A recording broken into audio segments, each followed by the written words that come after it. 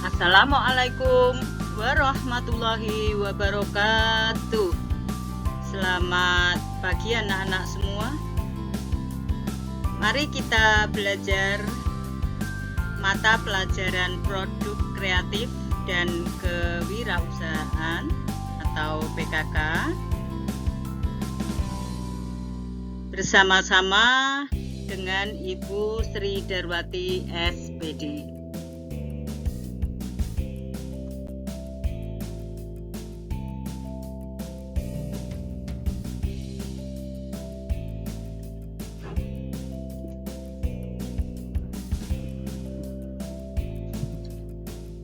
Mari kita belajar KD 6 tentang media promosi pemasaran, industri perhotelan dan jasa pariwisata untuk video yang pertama.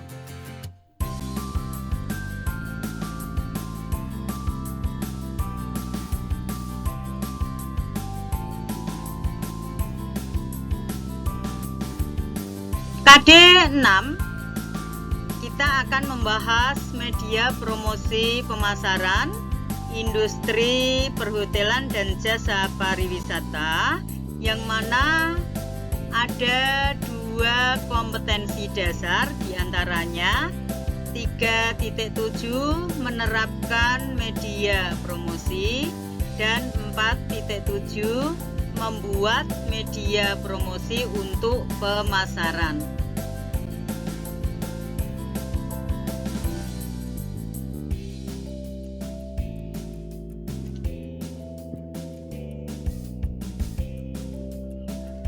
Pada KD 6 ada beberapa tujuan pembelajaran yang harus kalian gali informasinya. Di antaranya yang pertama, menjelaskan ruang lingkup media promosi.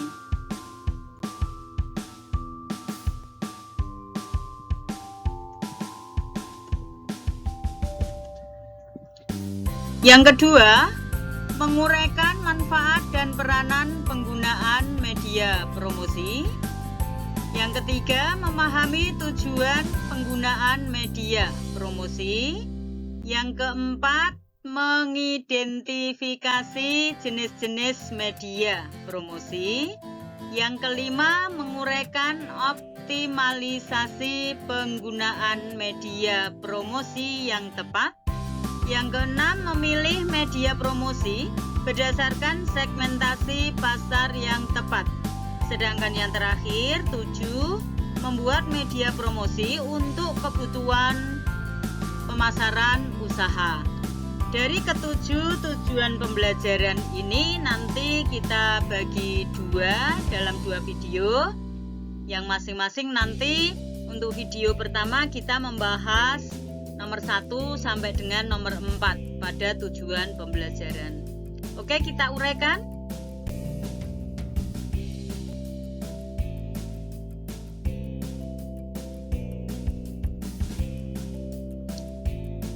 Pada materi KD 6 tentang media promosi pemasaran industri perhotelan dan jasa pariwisata, nanti yang kalian pelajari ada 2 submateri, yaitu A. Konsep pemasaran produk pariwisata dan perhotelan. Kemudian B. Strategi pemasaran usaha perjalanan wisata dan perhotelan. Dari 2 sub ini nanti kita bagi menjadi 2, sehingga nanti yang kalian pelajari ada 2 video pada materi KD 6 ini.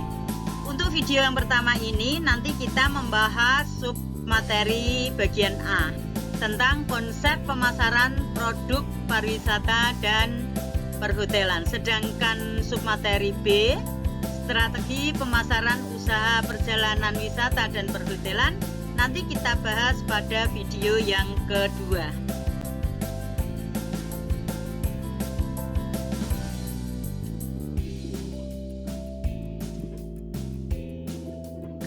Baiklah, kita uraikan.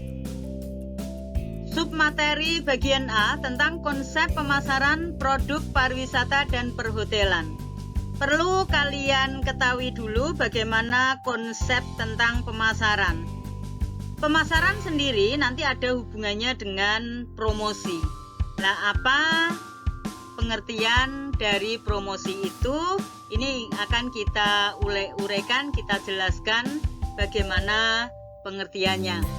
Promosi diartikan sebagai bentuk komunikasi yang memberikan informasi kepada konsumen mengenai keberadaan suatu produk dan membujuk konsumen agar membeli produk tersebut.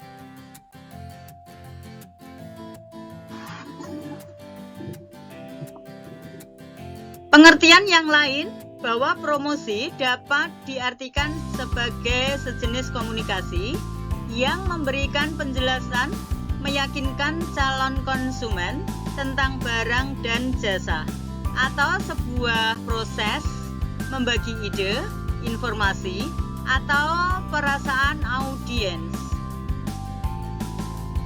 Ada beberapa ahli mengemukakan, yaitu menurut Kotler dan Gary A.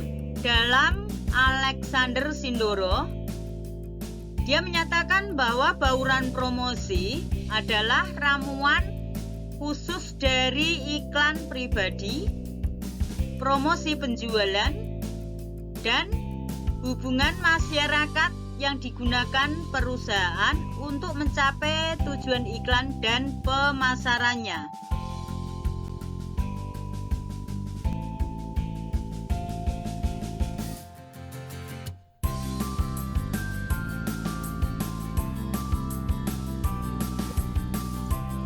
Promosi meliputi kegiatan perencanaan, implementasi, dan pengendalian komunikasi dari suatu organisasi kepada konsumen serta sasaran lainnya. Promosi dapat diartikan pula bahwa promosi merupakan kumpulan aktivitas yang memberi tahu kebaikan produk dan membujuk pelanggan sasaran untuk membelinya.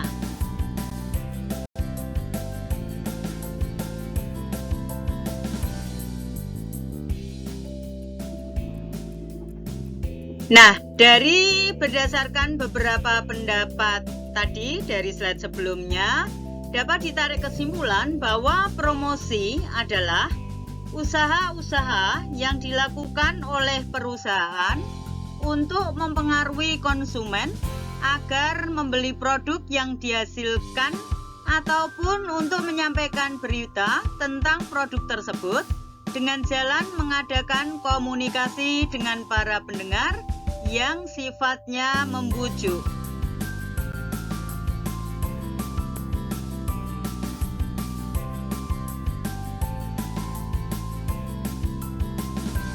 Baiklah, dari submateri A yang akan kita pelajari, yang pertama, 1. Jenis-jenis media promosi. Ada beberapa media promosi yang bisa kita gunakan untuk mengembangkan suatu usaha. Di sini nanti dibahas beserta kekurangan dan kelebihannya. Media promosi tersebut diantaranya A. Surat kabar, B. Televisi, C. Radio, D. Majalah, E. Handphone, F. Outdoor, G. Brosur atau folder, H. Banner atau poster, kemudian I. Billboard atau neon box, dan J. Baliho.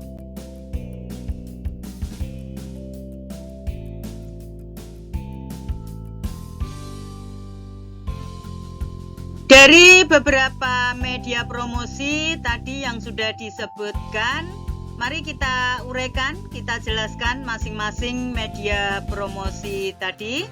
Yang bagian A mengenai surat kabar. Bagaimana surat kabar digunakan sebagai media promosi? Kita uraikan kelebihan dan kelemahannya. Untuk kelebihan dari surat kabar, bersifat fleksibel. Kemudian ketepatan waktu, kemudian coverage di lokal dan nasional, penerimaan luas, dapat dipercaya, iklan dapat ditempatkan di lokasi yang potensial, kemudian waktu pemaparannya cukup baru, pembaca melakukan kontrol terhadap paparan dan dapat menggunakan kupon. Nah, ini kelebihan dari surat kabar untuk media promosi.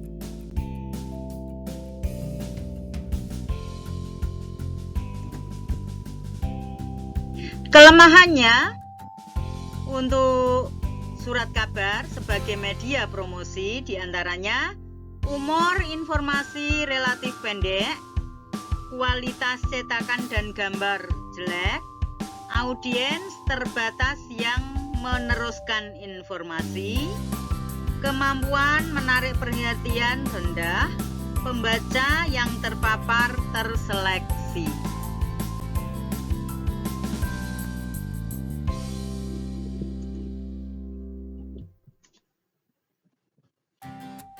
Kemudian media promosi yang kedua, B, televisi. Kelebihannya diantaranya kombinasi visual, audio, dan gerak. Perhatian audiens tinggi, jangkauan lebih luas, prestisius, biaya rendah per tiap orang yang terpapar, mencapai perhatian yang tinggi, dan mencapai citra yang positif.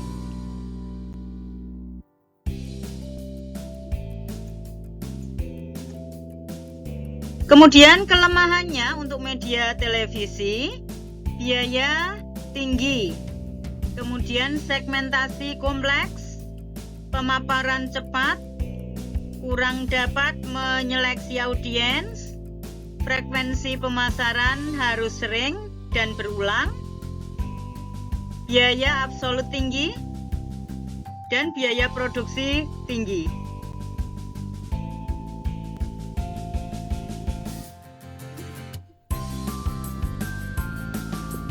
Media yang ketiga, radio. Kelebihannya banyak pendengar, seleksi demografis dan geografis, dipercaya dan biaya lebih murah, frekuensi paparan tinggi, kemudian bersifat fleksibel, biaya produksi rendah. Sedangkan kelemahannya hanya audio, kemudian perhatian audiens rendah dibanding dengan televisi, pemaparan cepat, dan mudah lupa.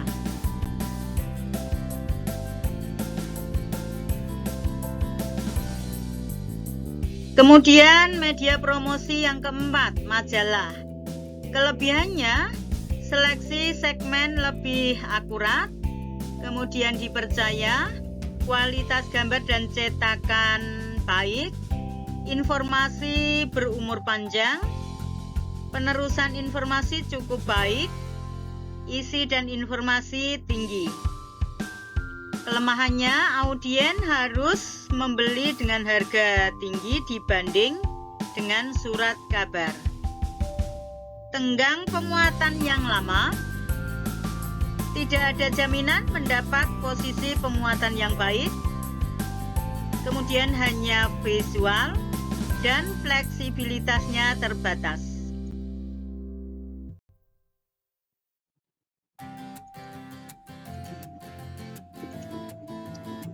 Media yang kelima, handphone.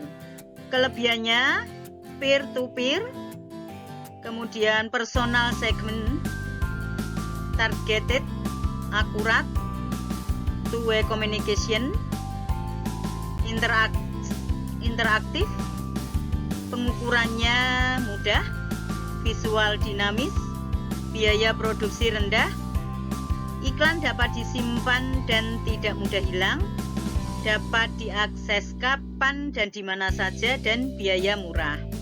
Sedangkan kelemahannya, ada keterbatasan infrastruktur data, kemudian jenis handphone berbeda-beda, Kemudian masih dalam proses edukasi pasar dan tidak dapat terlalu banyak tulisan.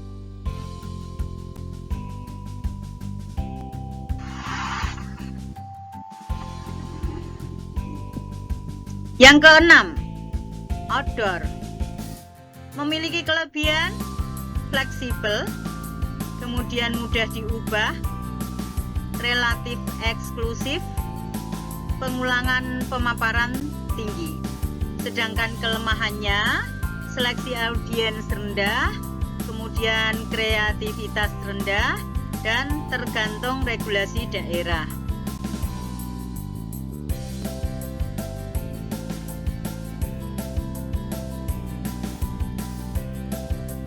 Kemudian media yang ketujuh, brosur atau folder. Kelebihannya, informasi yang diberikan spesifik, kemudian langsung ditujukan kepada personal, biaya bisa murah, daya rangsang dapat kuat dan rendah tergantung atas daya tarik visual yang ditampilkan.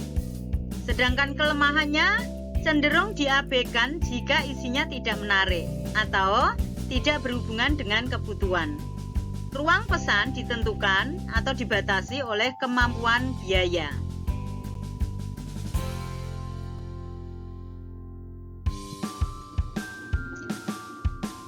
Media promosi yang ke-8, banner atau poster, memiliki kelebihan daya jangkau dan rayaan cukup besar dan biaya produksi murah.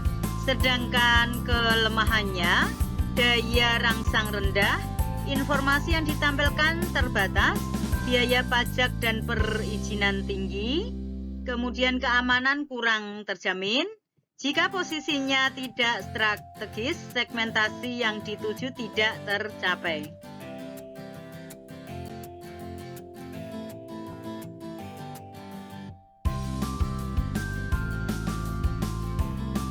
Kemudian media promosi yang ke-9, billboard atau neon box. Kelebihannya, daya jangkau dan raihan cukup besar serta daya rangsang cukup tinggi. Sedangkan kelemahannya, biaya produksi, perawatan, perizinan dan pajak tinggi. Informasi yang ditampilkan terbatas. Jika posisinya tidak strategis atau tidak tepat, segmentasi yang dituju tidak tercapai.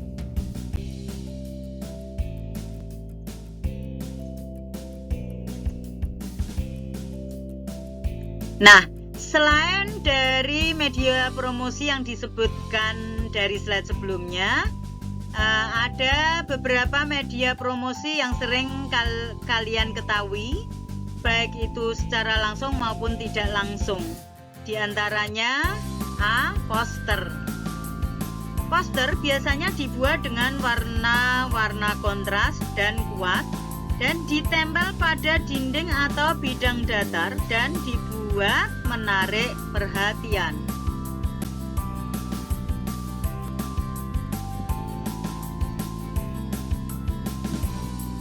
Kemudian B. Billboard. Pemasangan billboard dapat menggunakan struktur mandiri yang permanen atau menempelkan pada konstruksi bangunan permanen. C. Baliho. Baliho banyak digunakan untuk promosi jangka pendek atau bersifat insidental. Misalnya, baliho mengingatkan wajib pajak untuk membayar pajak tepat waktu tanpa menunda-nundanya. Biasanya baliho ini dipasang di pinggir-pinggir jalan yang ukurannya cukup besar ya, supaya orang yang lewat itu bisa membaca dan bisa mengingatkan kembali atau sebagai media promosi untuk warga negara Indonesia. Oke, kita lanjutkan.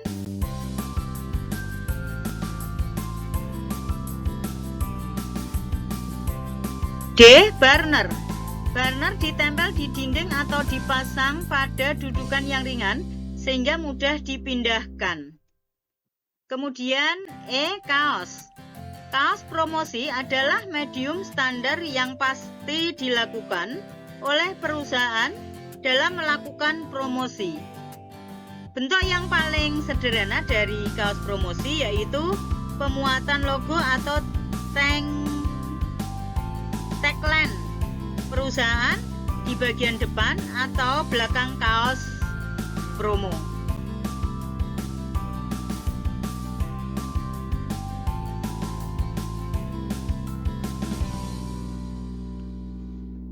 Oke, kita lanjutkan.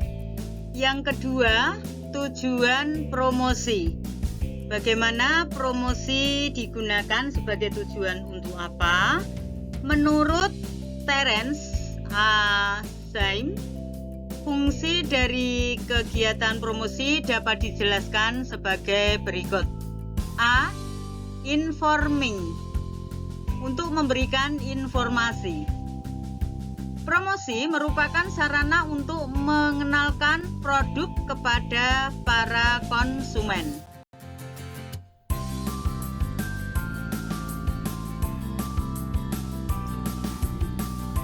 Promosi membuat konsumen sadar terhadap produk-produk baru, mendidik konsumen tentang berbagai fitur dan manfaat merek, serta memfasilitasi penciptaan citra sebuah perusahaan yang menghasilkan produk atau jasa. Promosi menampilkan peran informasi bernilai lainnya untuk merek yang diiklankan kepada konsumennya atau mengajarkan manfaat-manfaat baru dari merek yang telah ada.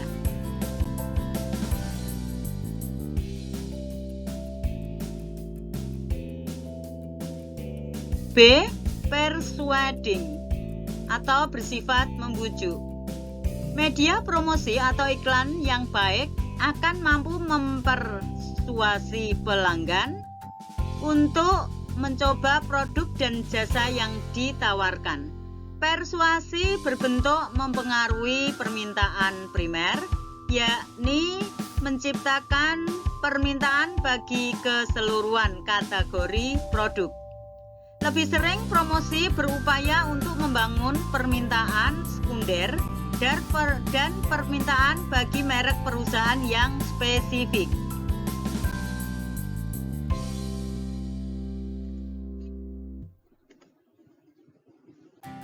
C.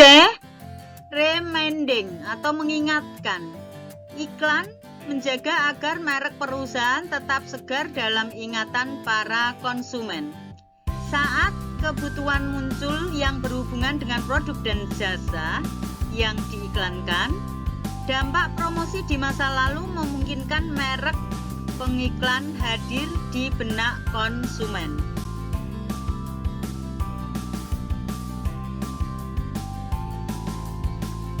Periklanan lebih jauh didemonstrasikan untuk mempengaruhi pengalihan merek dengan mengingatkan para konsumen yang akhir-akhir ini belum membeli merek yang tersedia dan mengandung atribut-atribut yang menguntungkan.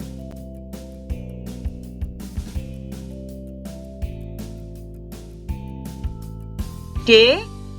Adding value, atau menambah nilai. Terdapat 3 cara mendasar agar perusahaan dapat memberi nilai tambah bagi penawaran-penawaran, inovasi, penyempurnaan kualitas, atau mengubah persepsi konsumen. Ketiga komponen nilai tambah tersebut benar-benar independen. Promosi yang efektif menyebabkan merek dipandang lebih elegan, lebih bergaya, lebih bergengsi, dan dapat lebih unggul dari tawaran pesaing.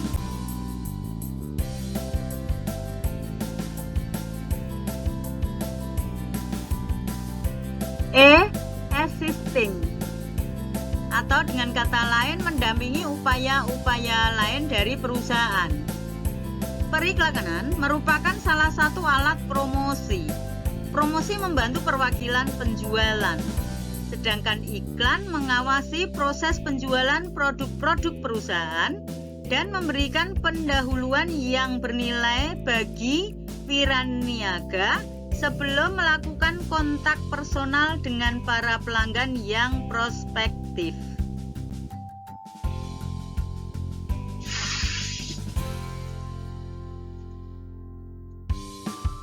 Upaya dan waktu serta biaya periklanan dapat dihemat karena lebih sedikit waktu yang diperlukan untuk memberikan informasi kepada prospek tentang keistimewaan dan keunggulan produk jasa. Terlebih lagi, iklan melegitimasi atau membuat apa yang dinyatakan klaim oleh perwakilan penjual lebih kredibel.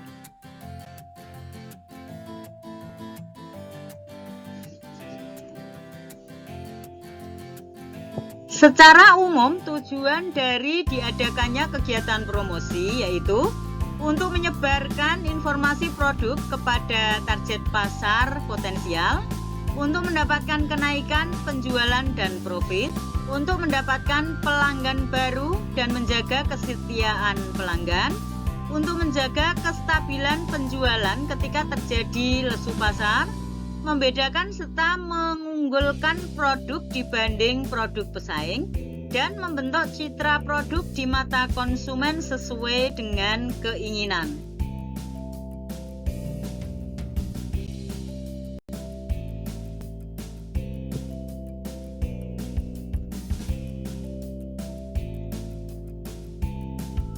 Kita lanjutkan. Yang ketiga, membahas tentang faktor-faktor yang mempengaruhi promosi produk.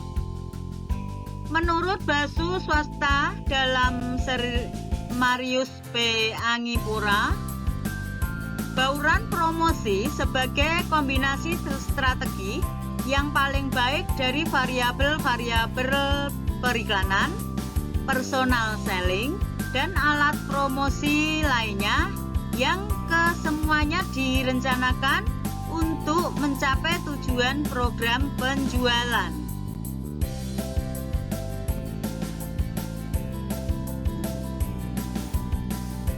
Beberapa faktor yang mempengaruhi bauran promosi dapat dijelaskan sebagai berikut. A. The amount of money available for promotion. Atau dapat dikatakan jumlah uang yang tersedia untuk melakukan promosi. Jumlah modal yang dimiliki suatu perusahaan sangat mempengaruhi kemampuan perusahaan untuk melakukan promosi.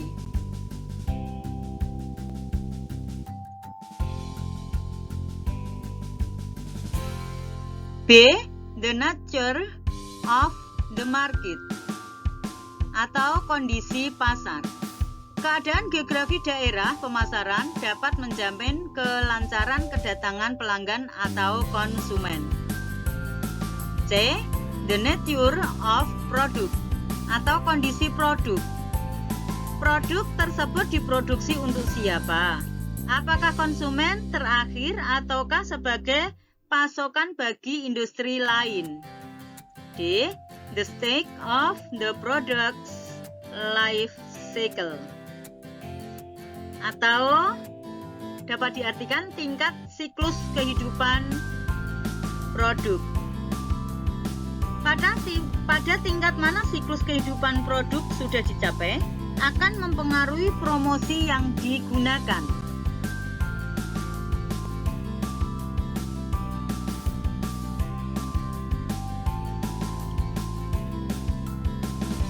Kita lanjutkan membahas yang keempat, peranan media informasi dalam memperkenalkan produk wisata.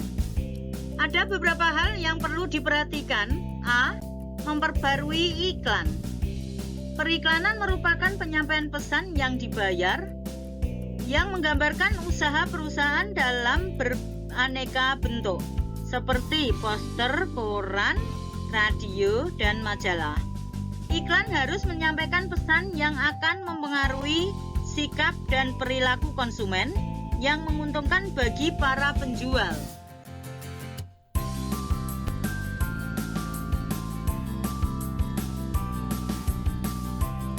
Media iklan yang umumnya dipakai dalam usaha penjualan atau penawaran industri pariwisata seringkali menggunakan beberapa elemen. Di antaranya sebagai berikut. Yang pertama, majalah dan surat kabar. Media ini digunakan untuk menyampaikan pesan secara langsung kepada pangsa pasar yang paling berpotensi dan merupakan pembaca utama suatu majalah.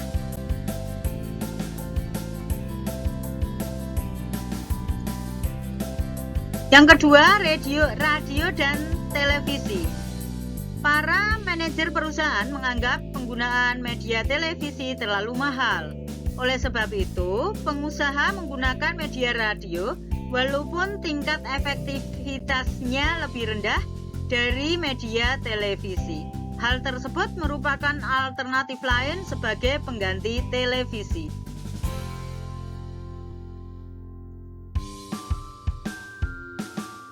B. Launching produk dengan memanfaatkan public relation dan pers. Tujuan launching produk yaitu meningkatkan citra perusahaan sehingga masyarakat akan mengenal produk inovasi dan mempunyai kesan yang positif terhadap perusahaan.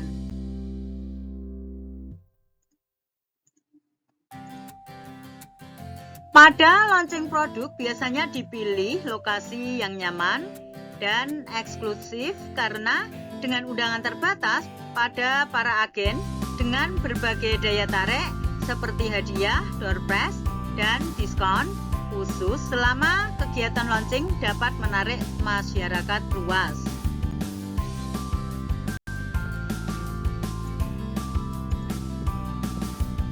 C. Memperbarui brosur yang lama. Brosur merupakan salah satu cara yang paling sering digunakan oleh industri pariwisata untuk menginformasikan kepada calon konsumen tentang suatu tempat dan produk yang ditawarkan.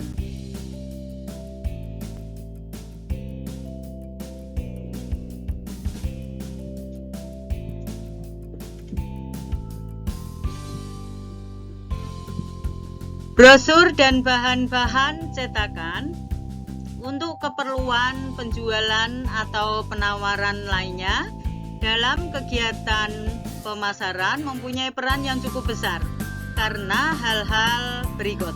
Yang pertama, produk wisata disediakan dan digunakan di tempat produsen atau restoran dan objek wisata dan tidak dapat dirasakan secara nyata sebelum produk dibeli.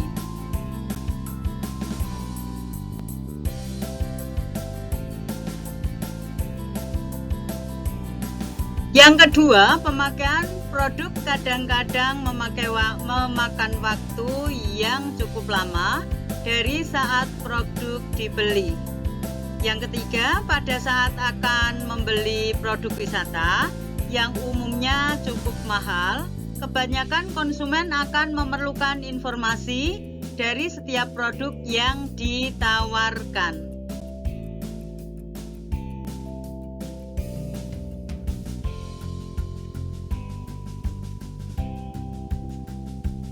Khusus untuk brosur wisata, diperlukan teknik-teknik tertentu untuk dapat mewakili produk wisata yang bersifat intangible atau istilahnya yang tidak memiliki wujud atau bentuk fisik, ya.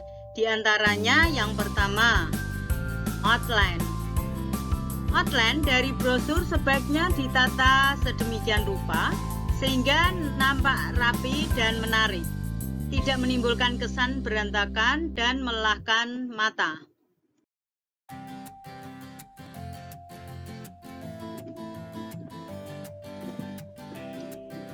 Yang kedua, jenis kertas dan ukuran. Kertas yang dipilih sebaiknya kertas yang tidak mudah rusak atau rapuh, serta menggunakan tinta cetak yang tidak luntur. Jangan menggunakan kertas yang terlalu berkilau karena akan berakibat mata lelah bagi pembacanya. Ukuran sebaiknya yang handly, mudah dibawa dan disimpan. Yang ketiga, folding atau lipatan. Harus juga direncanakan cara melipat apabila brosur tersebut dibuat dengan ukuran kecil 20 kali 10 dan pertimbangkan juga jumlah lipatan dengan memakai 2-4 atau lebih.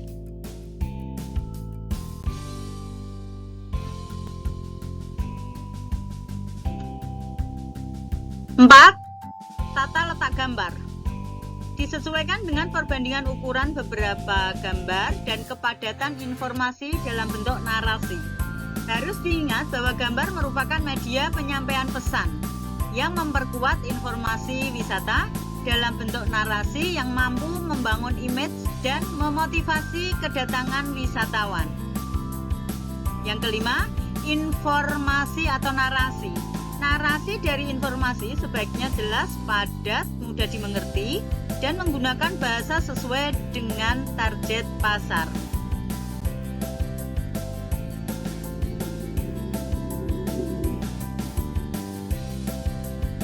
Yang keenam, warna. Warna dasar yang digunakan sesuai dengan informasi yang akan disajikan. Misalnya akan menyajikan nuansa wisata bahari yang gambar-gambar atau foto dominan warna biru. Sebaiknya dipilih warna dasar yang kontrasnya atau kuning. Sementara untuk huruf dapat dipilih warna yang hitam gelap. Yang ketujuh, info kartu pelanggan. Kartu pelanggan merupakan kartu yang diberikan secara gratis tanpa ada pungutan atau beban biaya sedikit pun, serta hukumnya diperbolehkan.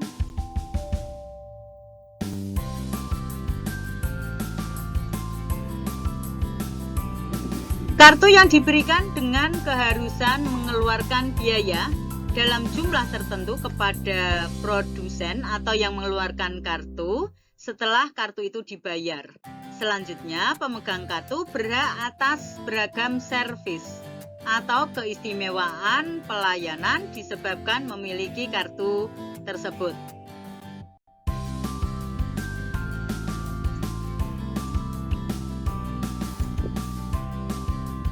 Oke, sampai di sini dulu materi dari bagian A, video yang pertama. Nanti kita lanjutkan bagian B atau submateri B di video yang kedua.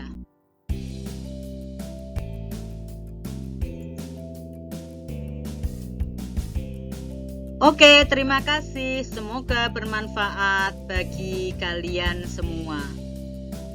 Assalamualaikum warahmatullahi wabarakatuh.